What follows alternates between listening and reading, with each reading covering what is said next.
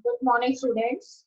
Today we are going to start chapter 6 of our NCERT book, and the name of this chapter is Molecular Basis of Inheritance. So, what we are going to study in this chapter, number one, the DNA. Here we are going to study about the structure of DNA and its double helical model that was given by two scientists jointly, and their names were Watson and Crick. Second is the search for the genetic material. The students for a long time, it was not known to the scientists that which material actually acts as the genetic material. So there is a dilemma between scientists whether the proteins or the DNA it acts as the genetic material. So later the scientists they become successful to find out that DNA is the genetic material instead of proteins. So many experiments were done by the scientists at that time.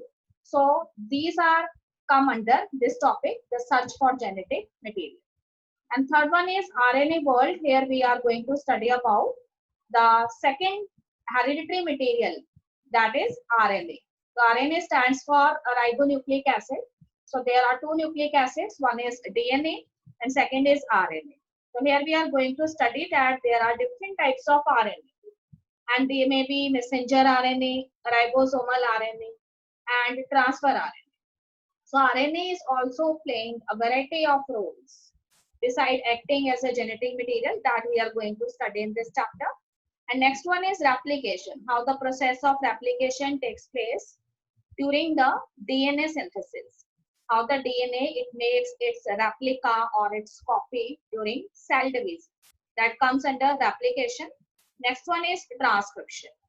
So according to the concept of central dogma, always in a cell, DNA it produces messenger RNA, and messenger RNA later produce protein. This whole concept is known as central dogma. So the synthesis of messenger RNA from the DNA, it is known as a transcription. And from this messenger RNA later proteins are formed, which are a kind of macromolecules. And this process is known as translation. So here we are going to study about two types of processes. Number one, transcription, that is synthesis of messenger RNA from DNA. And second one is the synthesis of proteins from messenger RNA, which is known as translation. So these are complicated processes and so many enzymes are involved in these processes. Next one is genetic code. So what is genetic code? So there was a scientist and his name was Gamow. The scientist Gamow tells us that in the messenger RNA, there is a triplet of bases. That is a triplet of nitrogenous bases which code for one amino acid at a time. So this triplet of bases which code for one amino acid, it is actually known as the genetic code or genetic codon. So as we know, nucleic acids and proteins, they are the different molecules. So it is very much understood that one nucleic acid can produce another nucleic acid. As DNA produce RNA, it is okay. But how can a nucleic acid it produce proteins? So there are a special type of RNA that is known as a transfer RNA. And this transfer RNA has its two ends. At one end, this transfer RNA, it comes in contact with messenger RNA and read these triplet of bases which are known as codons. And on the other end of it, that is transfer RNA, it attaches the corresponding amino acid. So this transfer RNA, it actually acts as a medium for the transfer of amino acid for the synthesis of proteins later on. And next one is translation. I have already told you that translation is the process of synthesis of proteins from the messenger RNA with the help of transfer RNA, and so many enzymes are also involved in this process. So it is translation. Next is regulation of gene expression. What is regulation of gene expression? So here we are going to discuss that each gene is responsible for producing one protein and with the help of one enzyme. So all of these genes are not beneficial to our body. There are certain genes which have little characters. So our body do not allow these lethal genes to activate. So there is a mechanism present in our body which controls the activation of such lethal or dangerous genes, and this whole phenomena is known as regulation of gene expression. So here we are going to study about a process that is known as lacopron. Lacopron is a process that is concerned how particular genes are activated or deactivated in the body. In the last of the chapter, we are going to look at a mega project and what is the process that is adopted by the scientists for successful functioning of this project, which is known as Human Genome Project. The Human Genome Project is also known as a mega project. Here the scientists, they claim that they have counted all the genes that are present in the human body. They have not only counted the genes, but they also know the location, structure, as well as the function of these genes. So they have found out the complete address of the gene. This project is known as a mega project because it takes several years for its accomplishment. So scientists here believe that they have not only counted the genes that are present in the human body, but they have also counted the genome of the model organisms that are generally used for research in case of biology. So what is the strategy that is adopted by the scientists for successful functioning of this project that we are going to study? And the last topic is DNA fingerprinting. So here in this topic, what is the special thing that there are so many bases, nitrogenous bases that are present in the structure of DNA. But how these bases, they are arranged in the DNA, that's matter. So here there are some of the bases that are repeated again and again in a particular fashion. These bases which repeated again and again themselves in a particular fashion, in a particular sequence, they are actually known as the repetitive bases. So on the basis of these repetitive bases, we can identify the chromosome of one individual from the other individual. That is, every individual have a unique arrangement of these repetitive bases in their respective chromosomes, and on the basis of this, one organism, it differs from the other organism. So this technique can be used as a basis for the identification of a particular individual. So many things can be handled with the help of this technique of DNA fingerprinting, such as disputed parentage, or it is also helpful in finding out a particular person who is related with certain crimes. And such type of things can be easily solved with the help of this technique. So now I am going to start the introductory part of the topic. So what here is given, that for a long time, scientists were very much puzzled that which thing is actually act as the genetic material. So here the scientists, they are quite doubtful about this thing. Some of the scientists, they believe that DNA or RNA may be act as the genetic material, or some thought that proteins may be act as genetic material. So this problem, it remains for several years.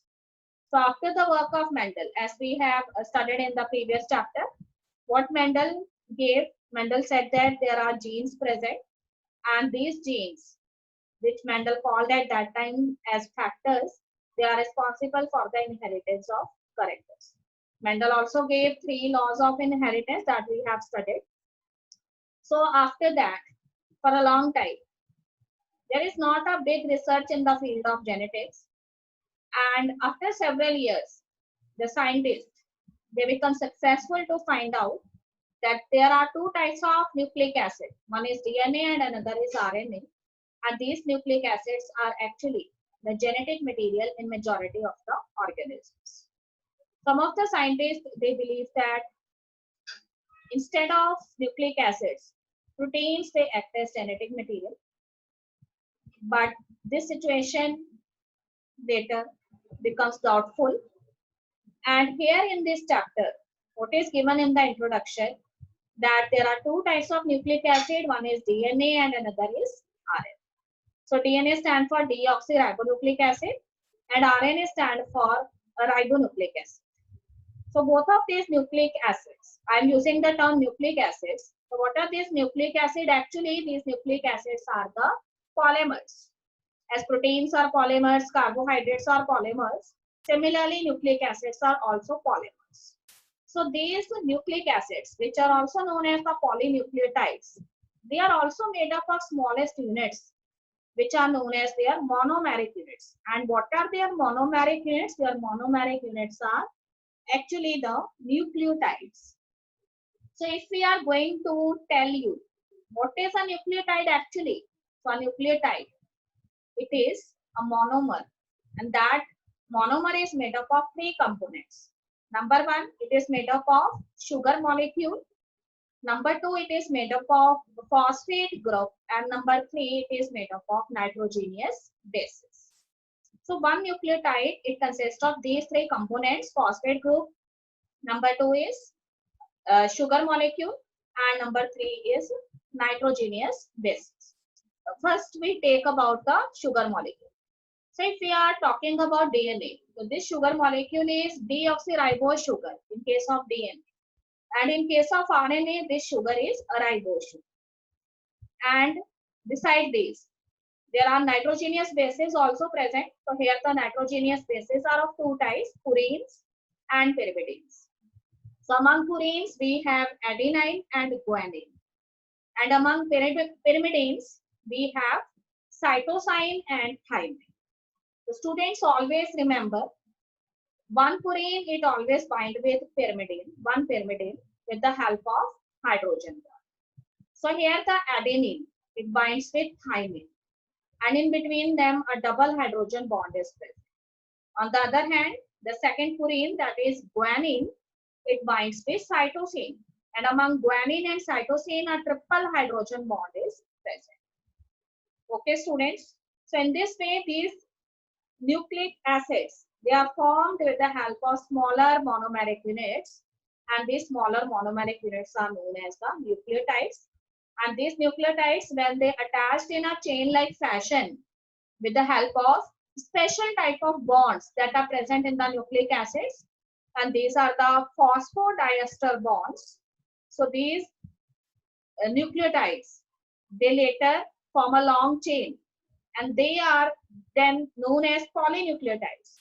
And these polynucleotides are later known as the nucleic acids. So here in this chapter, we are focusing on two types of nucleic acid. One is DNA and second one is RNA. So students, in 90% of the organism, DNA is the genetic material. Whereas some of the organisms which are of primitive type, they have RNA as the genetic material. So this RNA, beside acting as a genetic material, also play a variety of roles. As I told you, there are three types of RNA. Number one, messenger RNA. Number two, ribosomal RNA. And number three is transfer RNA. So this RNA, it also play different kind of roles. So here it acts as an adapter molecule, as a structural molecule, as well as sometimes it behaves as a catalyst too. So here we are also going to study about the various roles that are performed by the RNA. So one term that usually comes in your context in this chapter is central dogma. What central dogma states that the flow of genetic information always takes place in a unidirectional manner. That means always in a cell, when cell division takes place during the S phase, which is known as the synthetic phase, there is synthesis of DNA. Okay students, and during the synthesis of DNA, what happened? The parent DNA, it forms the dotted DNA. Then later on, what happened? From this dotted DNA, messenger RNA is formed. And this messenger RNA, which is actually formed from the DNA, this process is known as a transcription. So transcription is a complicated process in both prokaryotes as well as eukaryotes. And later on, what happened? From the messenger RNA, proteins are formed. And this process is known as translation. So here we are going to study transcription in case of prokaryotes as well as in case of eukaryotes, and later on how the process of translation it takes place. Okay, students. So I am on page number 96 of our NCERT book, and the topic is the DNA. So what is written in the book? That DNA is a long polymer of polynucleotides. Poly means many, and nucleotide means so many nucleotide units.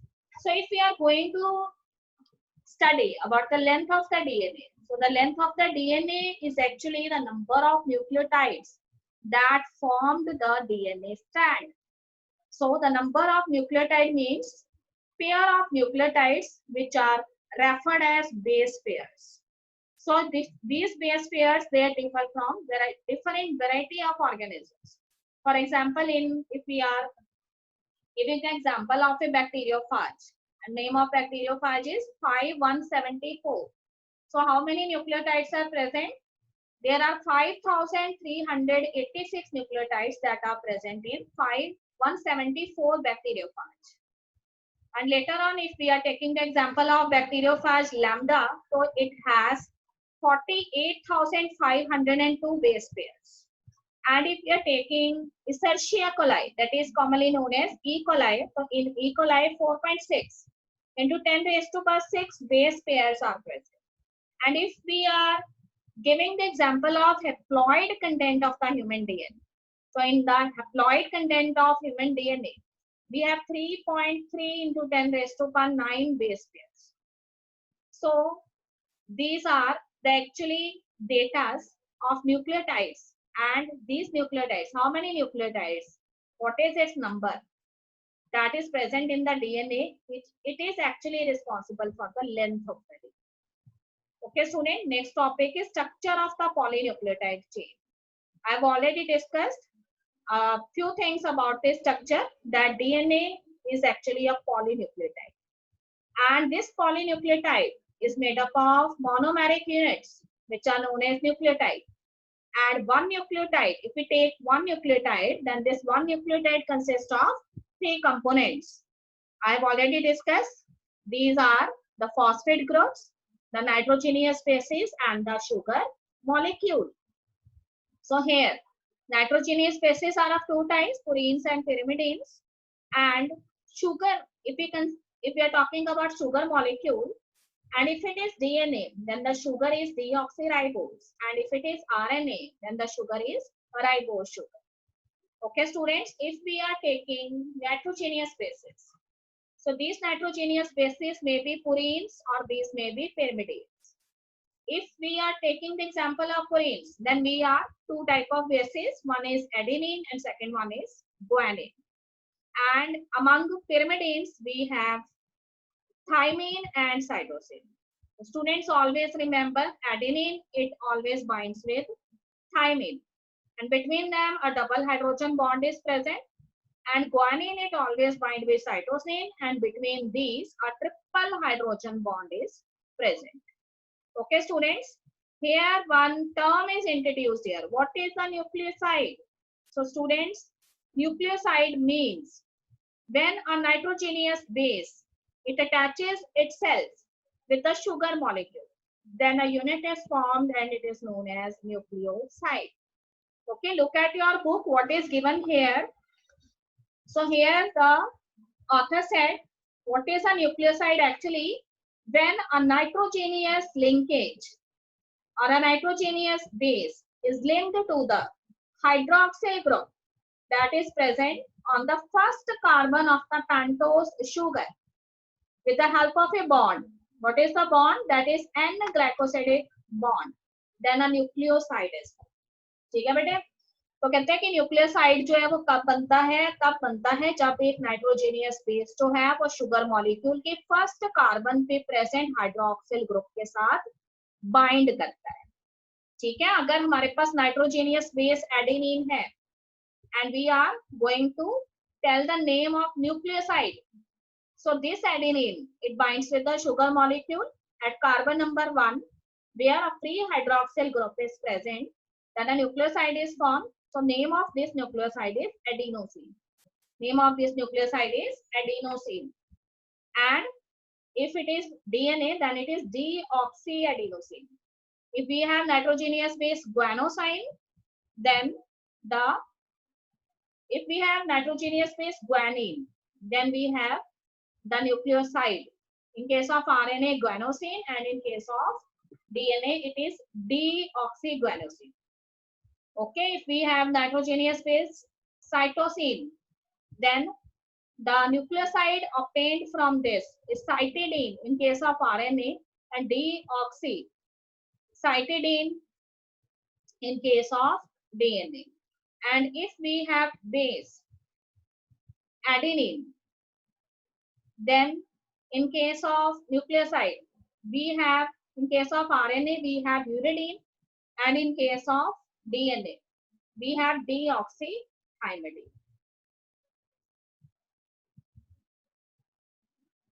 Okay, students. So later, what is given? The type of bonds that are present in the nucleic acids. These bonds are known as the phosphodiester bonds. So what is written here? When a phosphate group, it links with the fifth carbon. And what is present on the fifth carbon? A hydroxyl group is present. तो कहते हैं कि carbon number 5 जो है sugar molecule का, उसके ऊपर hydroxyl group present है. जब उस हाइड्रोक्सिल ग्रुप पर जो फिफ्थ कार्बन के साथ अटैच्ड है एक फॉस्फेट ग्रुप अटैच हो जाता है, तो फिर बनने वाला जो मॉलिक्यूल है that is known as nucleotide. Okay students, हमेशा याद रखिए what is the nucleoside. A nucleoside is formed when the sugar molecule at its carbon number 1 where a free hydroxyl group is present, what gets attached? A nitrogenous base gets attached. And what is a nucleotide? When the nucleotide is formed, so a nucleotide is formed when a phosphate group it also gets attached with sugar molecule and nitrogenous base. Nitrogenous base is already there. So at the sugar molecule, at its fifth carbon where a hydroxyl group is present, if a phosphate group it gets attached with this hydroxyl group that is present at the fifth carbon, then this whole molecule which contains three components, nitrogenous base, sugar molecule, and the fifth carbon of the sugar molecule contains a phosphate group, then a nucleotide is formed. So in this way nucleotide has three components. So one nucleotide it gets binded with another nucleotide, and between the adjacent nucleotide a bond is present, and that bond is known as the phosphodiester bond. So when two nucleotides they linked together with the help of a phosphodiester bond, then such a condition is known as dinucleotide. So in this way, so many nucleotides they joined in a manner with the help of so many phosphodiester linkages. And what happened? A polynucleotide chain is formed. Okay, students. So DNA or RNA is a polymer. And what is the characteristic feature of this polymer? That a polymer like DNA has at its one end a free phosphate moiety that is present at the fifth carbon of the sugar. So this end where a free phosphate moiety is present at the fifth carbon of the sugar molecule, this end of the DNA molecule is known as the 5' end of DNA. Whereas on the other hand, the other end of this polymer at the sugar molecules, sugar molecule के कौन से carbon पे? Carbon number 3 के ऊपर क्या present है? Free hydroxyl group present है. So this end of the DNA where a free hydroxyl group is present at the third carbon of the sugar molecule is known as the 3' end of the polynucleotide chain or 3' end of DNA. So our polymer like DNA has two ends. One is the 5' end and second is the 3' end. तो 5' end जो है उसमें हमेशा ribose sugar के carbon number 5 पर phosphate group एक free moiety की form में प्रेजेंट होगा, एंड शुगर मॉलिक्यूल जो है उसके कार्बन नंबर 3 के ऊपर फ्री हाइड्रोक्सिल ग्रुप जब प्रेजेंट होगा तो वो डीएनए का कौन सा एंड होगा? 3' एंड. तो डीएनए के दो एंड्स हैं. 5' एंड पे हमेशा फ्री फॉस्फेट ग्रुप प्रेजेंट होता है और 3' एंड जो है उसके ऊपर कार्बन नंबर 3 पे free hydroxyl group present. So this is clear to all the students.